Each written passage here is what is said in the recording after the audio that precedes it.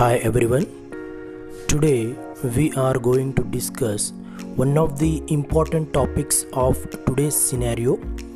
I request all the viewers to please invest your 10 minutes of valuable time to get the complete idea of National Education Policy 2020.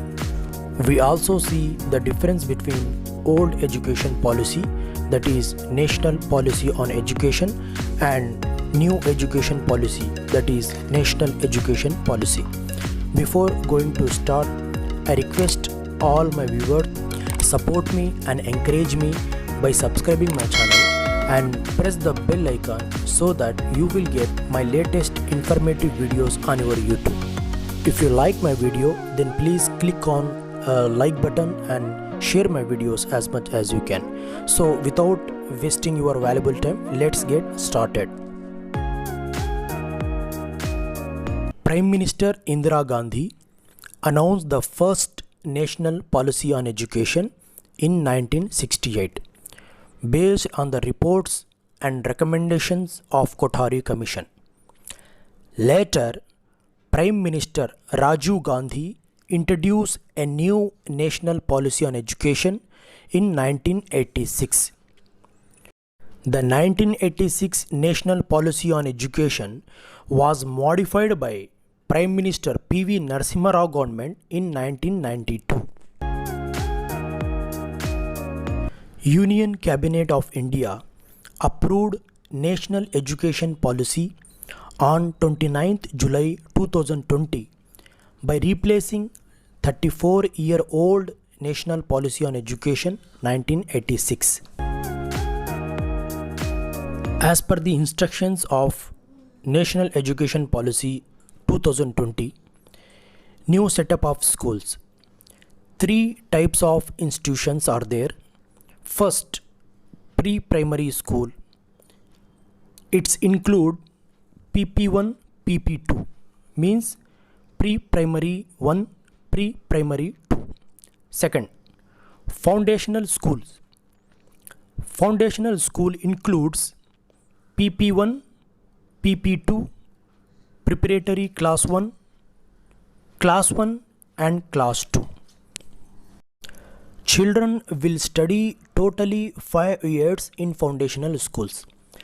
3 years of children will be joined in PP1, 4 years of children will be joined in PP2, 5 years of children will be joined in preparatory class 1, 6 years of children will be joined in class 1, 7 years of children will be joined in class 2.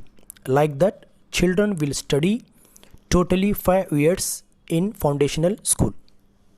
Third, secondary school, which includes class 3 to 10 or intermediate. So like that, we have 3 types of institutions.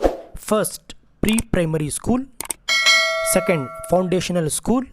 Third, secondary school. Friends, listen to this carefully. It is very important. All the existing Anganwadi centers will function as YSR pre-primary schools with PP1 and PP2. That is pre-primary 1 and pre-primary 2. The existing primary schools will have preparatory first class, class 1 and class 2, and will be called foundational schools. Means the existing primary schools in which we are teaching are converted into foundational schools in which 3 classes are included: preparatory first class, class 1 and class 2. Anganwadi centers will act as YSR pre-primary schools in which 2 classes are included. Those are PP1, PP2. Existing primary schools will act as foundational schools in which totally 3 classes are included. Those are preparatory first class, class 1 and class 2. I hope you got the point. Now question will be arise where Anganwadi centers will be located. As far as possible, The Anganwadi centers will be co-located in the schools. The co-location may be, here 4 options will be given. The first option, within the school building, within the school premises, adjacent to the school, within 1 kilometer from the location of the school building. It means all Anganwadi centers and existing primary schools will be the combined unit of foundational schools. In each foundational school, there will be one SGT and he will look after class 1 and class 2. And in case the preparatory first class is introduced in the school, the manpower deployment will be separate. Means class 1 and class 2 in foundational school will be handled by one SGT. If preparatory first class is introduced in foundational school, means after completion of PP1 and PP2, children will be joined in preparatory first class. If it is introduced in foundational school, then other staff will be set up for preparatory first class. High schools. The children now studying class 3 to 5 in the existing primary schools will now move to the nearest UP schools or high school. For this purpose, the nearest UP or high school within 3 km radius of the existing primary schools be identified.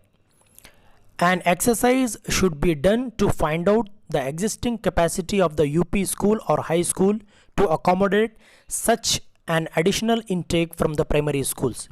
If the existing accommodation is not sufficient, how many additional classrooms are required to accommodate such additional intake of class 3 to 5 to be worked out.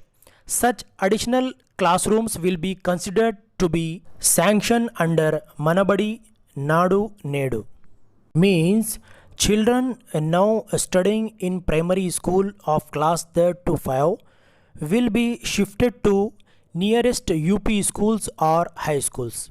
If sufficient space is not available in UP schools or high schools, then additional classrooms will be sanctioned under Manabadi Nadu Nedu. After taking into such an additional intake, and if the strength is going to be more than 150 in case of a UP school, such UP school shall be upgraded into high school. If secondary school is functioning with parallel media within vicinity of 5 kilometers, may be proposed for exclusively English medium or Telugu medium based on the enrollment in the particular medium. Means if nearest high school or UP school carried a parallel media, that is English medium or Telugu medium, then the question will be arise in which medium 3rd, 4th, 5th students will be joined. They will be joined in the medium in which high enrollment is occurred. Next, all the SGTs teaching class 3 to 5 in the primary school will now be reappointed to the high school, where the children from class 3 to 5 are going to be shifted. Means presently SGTs who are teaching class 3 to 5 in primary school, now they all will be reappointed to the high school. Based on the high and rich strength of the secondary or high school will be converted into junior college. School complexes. All schools which are constituted as pre-primary, foundational and secondary schools should be mapped with a school complex, existing or newly proposed. Parameters to be followed. Every pre-primary school will be at the doorsteps. The foundational school within a radius of 1 kilometer and the secondary school within a radius of 3 kilometers from the habitation. The student pupil ratio shall be as far as possible 1:30 in case of primary, 1:35 in case of middle level, and 1:40 in case of secondary level. Old education policy, that is 10+2, and new education policy, that is 5+3+3+4. Let us understand the structure of National Education Policy of 2020. 5+3+3+4. 5 indicates PP1, PP2, preparatory, first class, class 1 and class 2. Means here children will be studied 5 years, 5 classes. Next, 3 indicates third class to 5th class. Here also students will be studied 3 years. Next, 3 indicates 6th class to 8th class. Here also students will be studied 3 years from 6th class to 8th class.